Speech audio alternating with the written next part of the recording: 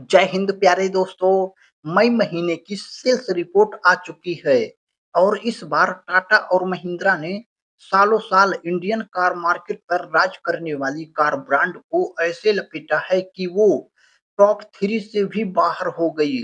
वहीं कोई कंपनी करोड़ों के विज्ञापन चलाकर भी पीछे रह गई, तो कोई चुपचाप ग्राहकों का दिल जीतकर आगे निकल गई।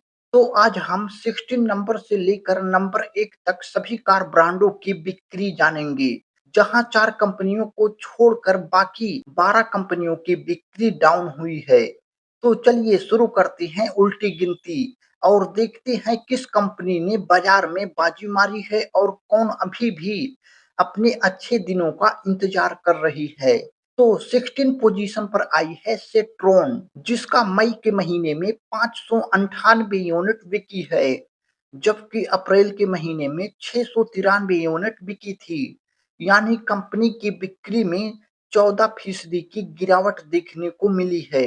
वैसे इनकी कारें आरामदायक सस्पेंशन और अलग डिजाइन के लिए जानी जाती हैं, लेकिन इंडिया में आज भी बहुत से लोग शोरूम को देखकर पूछते हैं कि भाई यह कंपनी नई आई है क्या? बस यही इसकी सबसे बड़ी चुनौती है। बट मजेदार बात यह है कि जिन लोगों ने सिट्रोन की गाड़ियों को खरीदा है वह उसकी तारीफ करते नहीं थकते, लेकिन जिन लोगों ने नहीं खरीदी है उन्हें उनका ठीक से नाम भी नहीं पता। इसके बाद 15 पोजीशन पर आई है BYD, जिसका मई के महीने में 667 यूनिट बिकी है, जबकि अप्रैल के महीने में 467 यूनिट बिकी थी। यानी करीब 43% की शानदार ग्रोथ देखने को मिली है, क्योंकि इलेक्ट्रिक कारों की दुनिया में BYD अपनी मजबूत पकड़ बना ली है और इस कार ब्रांड की इलेक्ट्रिक कारें लोगों का ध्यान अपनी ओर खींच रही हैं। हालांकि अभी भी कई लोग BYD का नाम सुनकर पूछते हैं यह मोबाइल कंपनी है या फिर कार कंपनी, लेकिन जो लोग इसकी टेक्नोलॉजी और रेंज को समझ रहे हैं वे इसे हाथों हाथ खरीद रहे हैं। इसलिए BYD की ग्रोथ को देखकर लगता है कि कंपनी अभी वार्म अप कर रही है और बाकी कंपनियों को धीरे धीरे बता रही है कि इस सेगमेंट का असली होमवर्क किसने किया है। इसके बाद 14 पोजीशन पर आई है विंड फास्ट, जिसका मई के महीने में 923 यूनिट बिकी है, जबकि अप्रैल के महीने में 831 यूनिट बिकी थी। यानी करीब लगभग 11% की बढ़त दिखाई दे रही है। अभी कंपनी भारत में आई ही नहीं है, लेकिन जिस तरह से रफ्तार पकड़ रही है और चर्चे बटोर रही है उससे लगता है कि इसकी एंट्री दमदार होगी। ऐसा लग रहा है जैसे कोई नया खिलाड़ी IPL में आया हो और पहले ही मैच में शतक मारकर सबका ध्यान अपनी ओर खींच ले। इसके बाद 13 पोजीशन पर आई है मर्सिडीज, जिसका मई के महीने में 1285 यूनिट बिकी है, जबकि अप्रैल के महीने में 1308 यूनिट बिकी थी। यानी करीब 2% की मामूली गिरावट आई है इसकी सेलिंग में। लेकिन मर्सिडीज के लिए यह कोई चिंता की बात नहीं है, क्योंकि इसकी कारें आम बिक्री के लिए नहीं बल्कि प्रीमियम ग्राहकों की पसंद पर चलती हैं। सच कहें तो मर्सिडीज के ग्राहक EMI से ज्यादा सीट मसाज और एम्बियंट लाइट की चिंता करते हैं। बिक्री थोड़ी कम हुई है, लेकिन ब्रांड की चमक बिल्कुल भी नहीं कम हुई है। इसके बाद 12th पोजीशन पर आई है BMW, जिसका मई के महीने में 1353 यूनिट बिकी है, जबकि अप्रैल के महीने में 1493 यूनिट बिकी थी। यानी इस बार लगभग 6% की गिरावट देखने को मिली है। अब इसका मतलब यह नहीं कि लोगों को BMW पसंद नहीं आ रही है, बल्कि लग्जरी कार मार्केट में इस समय ग्राहक थोड़ा सोच समझकर पैसे खर्च कर रहे हैं। BMW की सबसे बड़ी ताकत आज भी उसकी ड्राइविंग फील है, जिसको खरीदने वाला माइलेज नहीं पूछता, बल्कि 0 से 100 कितने सेकंड में जाएगी यही पूछता है। हालांकि मई में सेल्स थोड़ी कम हो रही है, लेकिन इनके लिए फैंस आज भी उतने ही वफादार हैं। इसके बाद 11th पोजीशन पर आई है निसान, जिसका मई के महीने में 2395 यूनिट बिकी है, जबकि अप्रैल के महीने में 3032 यूनिट बिकी थी। यानी इसकी बिक्री में करीब 21% की गिरावट आई है, जो अभी तक की इस लिस्ट सबसे बड़ी गिरावट है।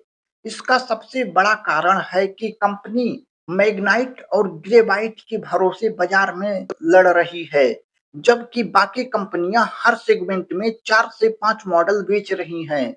पर मजेदार बात यह है कि निसान की कारों को लोग पसंद भी करते हैं, लेकिन शोरूम और सर्विस नेटवर्क की कमी कई ग्राहकों को रोक देती है। इसके बाद 10th पोजीशन पर आई है रेनॉल्ट, जिसका मई के महीने में 4128 यूनिट बिकी है, जबकि अप्रैल के महीने में 4000 यूनिट बिकी थी।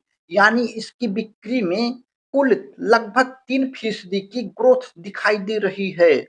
यानी अप्रैल के मुकाबले कंपनी ने थोड़ा बेहतर प्रदर्शन किया है, जिसका श्रेय रेनॉल्ट क्विड और ट्राइबर को जाता है, जो कम बजट के ग्राहकों को अपनी ओर आकर्षित कर रही हैं। हालांकि रेनो की असली समस्या यह नहीं है। आज भी लोग नई डस्टर से ज्यादा पुरानी डस्टर की बातें करते हैं। लेकिन अच्छी खबर यह है कि कंपनी नई कारों के साथ धीरे धीरे वापसी कर रही है।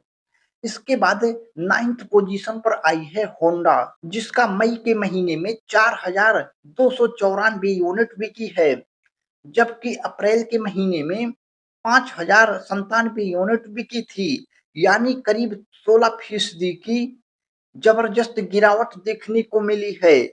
इसका सबसे बड़ा कारण यह है कि आज इंडियन कार मार्केट में लोगों का ध्यान एसयूवी की तरफ तेजी से बढ़ रहा है, जबकि होंडा अभी भी सीमित मॉडल लाइनअप के साथ मैदान में उतर रही है। सिटी और अमेज शानदार गाड़ियां हैं, लेकिन एलिवेट में ज्यादा फ्यूल विकल्प नहीं दिया गया है। वहीं ग्राहकों की भीड़ अब ऊंची और बड़ी गाड़ियों की तरफ ज्यादा जा रहा है।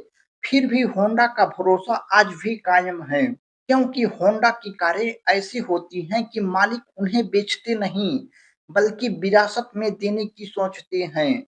इसके बाद 8 पोजीशन पर आई है एमजी, जिसका मई के महीने में 5774 यूनिट बिकी है, जबकि अप्रैल के महीने में 5993 यूनिट बिकी थी। यानी इसकी बिक्री में करीब 4% की गिरावट आई है। हालांकि यह गिरावट ज्यादा बड़ी नहीं है, लेकिन बाजार में कंपटीशन लगातार बढ़ रहा है। इस समय कई नई इलेक्ट्रिक गाड़ियां सेगमेंट में उतर चुकी हैं, जिससे मुकाबला कठिन हो गया है। फिर भी एमजी के ग्राहक खुश रहते हैं, क्योंकि उनकी कार में कभी-कभी मोबाइल से भी ज्यादा फीचर्स निकल आते हैं। इसके बाद 7th पोजीशन पर आई है स्कोडा और फोक्सवैगन ग्रुप, जिसका मई के महीने में 8253 यूनिट बिकी है, जबकि अप्रैल के महीने में 8828 यूनिट बिकी थी। यानी इसकी बिक्री में अप्रैल के मुकाबले 7% की कमी आई है। वजह वही पुरानी कहानी है कि गाड़ियां तो शानदार हैं, लेकिन खरीदने वाले कस्टमर लिमिटेड हैं। सेफ्टी और ड्राइविंग के मामले में इनकी गाड़ियों का जवाब नहीं, लेकिन सर्विस और मेंटेनेंस का नाम सुनकर लोगों के कान खड़े हो जाते हैं। तभी तो मई में बिक्री बताती है कि अभी भी यह ब्रांड आम ग्राहकों तक उतनी तेजी से नहीं पहुंच पा रहा है, जितनी तेजी से उनकी गाड़ियां पहुंच सकती हैं। इसके बाद 6th पोजीशन पर आई है टोयोटा, जिसका मई के महीने में 23,291 यूनिट बिकी है, जबकि अप्रैल के महीने में 24,267 यूनिट बिकी थी। यानी इसकी बिक्री में अप्रैल के मुकाबले करीब 4% की कमी हुई है। हालांकि ये गिरावट चिंता की बात नहीं है, क्योंकि टोयोटा के ग्राहक अक्सर जल्दी फैसला नहीं लेते। इनोवा और फॉर्च्यूनर जैसी गाड़ियों का अपना अलग फैन बेस है, क्योंकि टोयोटा की खासियत है कि लोग इन्हें फीचर्स के लिए नहीं, भरोसे के लिए खरीदते हैं। बेशक मई में सेल्स थोड़ी कम हुई है, लेकिन कंपनी की मजबूत पकड़ अभी भी बरकरार है। इसके बाद फिफ्थ पोजीशन पर आई है किया, जिसका मई के महीने में 24,135 यूनिट बिकी है, जबकि अप्रैल के महीने में 24,697 यूनिट बिकी थी। यानी इसकी बिक्री में लगभग 2% की गिरावट आई है। हालांकि ये गिरावट बेहद मामूली है और बताती है कि किया अभी भी मजबूत स्थिति में है, क्योंकि इनकी सोनेट, सेल्टोस और कैरेंस लगातार ग्राहकों को अपनी ओर आकर्षित कर रही हैं। इसलिए बेशक मई में सेल्स थोड़ी घटी है, लेकिन किया की स्थिति अभी भी मजबूत है। इसके बाद फोर्थ पोजीशन पर है होंडई, जिसका मई के महीने में 42,805 यूनिट बिकी है, जबकि अप्रैल के महीने में 43,812 यूनिट बिकी थी। यानी चौथे नंबर पर रहने वाली कंपनी की भी बिक्री में 2.3% की कमी आई है, जिसकी क्रेटा, वेन्यू और एक्स्टर जैसी गाड़ियां लगातार अच्छा प्रदर्शन कर रही हैं, लेकिन मार्केट में बढ़ते हुए कंपटीशन से अछूती नहीं रह गईं। वैसे होंडई की सबसे बड़ी खूबी इसका बैलेंस पैकेज है, जहां फीचर्स भी, आराम भी और ब्रांड वैल्यू भी थोक के भाव मिलते हैं। बेशक मई में सेल्स थोड़ी कम हुई है, लेकिन होंडई अभी भी उन कंपनियों में शामिल है जो हर सेगमेंट में मजबूत पकड़ बनाई हुई हैं। इसके बाद थर्ड पोजीशन पर है महिंद्रा, जिसका मई के महीने में 48,665 यूनिट बिकी है, जबकि अप्रैल के महीने में 52,902 यूनिट बिकी थी। यानी यहाँ भी बिक्री करीब 8% घटी है। इसका सबसे बड़ा कारण प्रोडक्शन और सप्लाई की चुनौती मानी जा रही है, क्योंकि स्कॉर्पियो, थार और XUV700 की मांग लगातार काफी मजबूत बनी हुई है। कई बार तो गाड़ी मिलने का इंतजार इतना लंबा हो जाता है कि ग्राहक बुकिंग के बाद घर बदल देते हैं, शहर बदल देते हैं, लेकिन महिंद्रा को नहीं बदल पाते। बेशक बिक्री घटी है, लेकिन मांग में कोई कमी नहीं दिख रही है। इसके बाद सेकंड पोजीशन पर है टाटा, जिसका मई के महीने में 53,437 यूनिट बिकी है, जबकि अप्रैल के महीने में 55,422 यूनिट बिकी थी। यानी यहाँ भी बिक्री में लगभग 3.6% की कमी आई है। टाटा की नेक्सॉन, पंच और टियागो अभी भी कंपनी की सबसे बड़ी ताकत बनी हुई हैं, लेकिन मार्केट में बढ़ता हुआ कंपटीशन और ग्राहकों के बदलते विकल्प का असर दिखाई दे रहा है। टाटा ने सेफ्टी को ऐसा ब्रांड बना दिया कि अब ग्राहक सनरूफ से पहले क्रैश टेस्ट स्कोर पूछते हैं। मई में सेल्स थोड़ी घटी है, लेकिन कंपनी की पोजीशन अभी भी मजबूत बनी हुई है। इसके बाद फर्स्ट पोजीशन पर है मारुति सुजुकी, जिसका मई के महीने में 1,43,798 यूनिट बिकी है, जबकि अप्रैल के महीने में 1,36,171 यूनिट बिकी थी।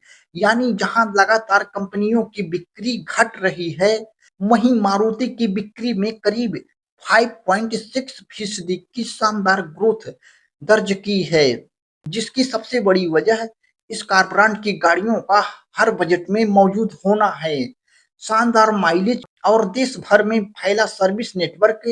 इसलिए इसकी कारें भारत में सिर्फ बिकती नहीं बल्कि फैमिली मेंबर्स बन जाती हैं। तभी तो कई बार लगता है कि मारुति की गाड़ी खरीदने के लिए ग्राहक नहीं ढूंढते, बल्कि ग्राहक खुद शोरूम का रास्ता ढूंढ लेते हैं। और यही कारण है कि ये कार ब्रांड मई के महीने में नंबर 1 पर बनी हुई है। तो आज की ये सेल्स रिपोर्ट की वीडियो आपको कैसी लगी? कमेंट बॉक्स में जरूर बताएं। वीडियो अच्छी लगी हो तो प्लीज वीडियो को लाइक करके चैनल को सब्सक्राइब कर लीजिए। आगे इसी तरह की और इंफॉर्मेटिव वीडियो देखने के लिए थैंक्स फॉर वॉचिंग।